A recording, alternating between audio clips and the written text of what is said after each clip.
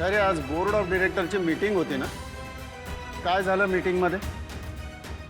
हो बाबा, आज मीटिंग मध्ये सगळे मुद्दे अगदी व्यवस्थित कव्हर झाले। हा म्हणजे आपले भविष्यातले प्रोजेक्ट्स, त्याबद्दलच्या ज्या काही स्ट्रॅटेजीज आहेत त्या मी बोर्ड ऑफ डायरेक्टर्सना अगदी व्यवस्थित समजावून सांगितल्या।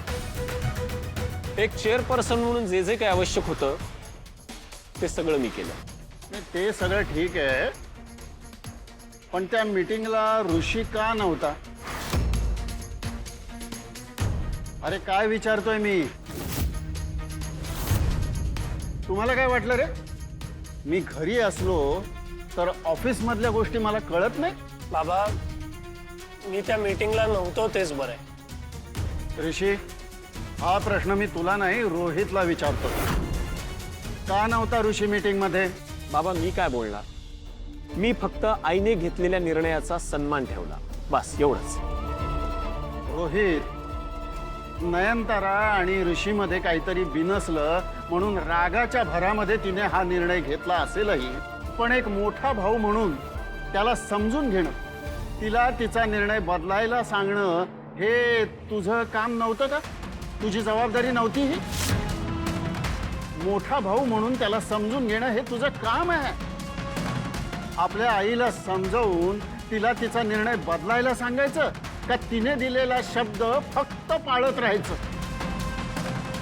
बाबा, मोठ्या भावाला जर का घरामध्ये मोठा भाऊ म्हणून सन्मान मिळत नसेल तर मी मोठ्या भावासारखा कसा वागणार सांगा ना?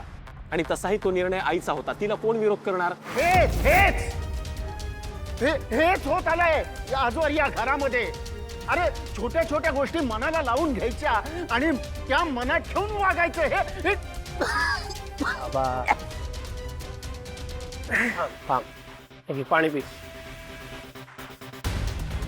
तू का हायपर होतोयस एवढा? या सगळ्याचा तुलाच त्रास जास्त होणार आहे।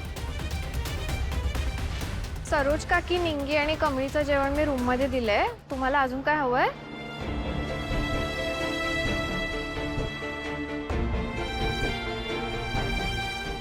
ऋषी, मला कसं बरं वाटेल यापेक्षा या प्रश्नावर तोडगा निघणं महत्वाचं आहे।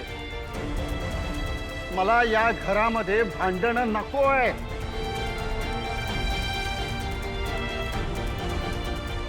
बाबा बाबा प्लीज थोडंसं खाऊन घ्या, तुम्हाला गोळ्या घ्यायच्या हा, त्याच्यासाठी तरी। नाही, मला नकोय। रूम मध्ये मला दूध पाठवून दे। आणि रोहित, ऑफिस मध्ये आईचा आज्ञाधारक मुलगा म्हणून सगळ्या गोष्टी फॉलो करतोस ना, तसंच घरात मोठा भाऊ म्हणून जबाबदारी घ्यायला पण शिक। बरोबर आहे बाबा, तुम्हाला ना फक्त मी केलेल्या चुका दिसतात, ऋषीने काही केलं तरी चालतं ना तुम्हाला? रोहित राहू दे ना आता हा विषय। बाबांना त्रास होतोय, कळत नाहीये का तुला?